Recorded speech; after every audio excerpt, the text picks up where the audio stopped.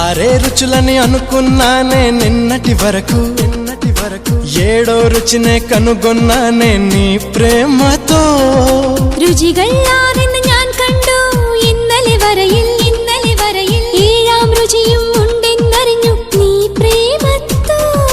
నిన్నటి దాకా నాలుగు దిక్కులు ఈ లోకంలో ഇന്നു മുതൽ నువ్వే దిక్కు ఎన్ లోകത്തിൽ മനസ്സിലായോ నీ పలుకులే కీరవాణి నా పెదవితో తాళమేయని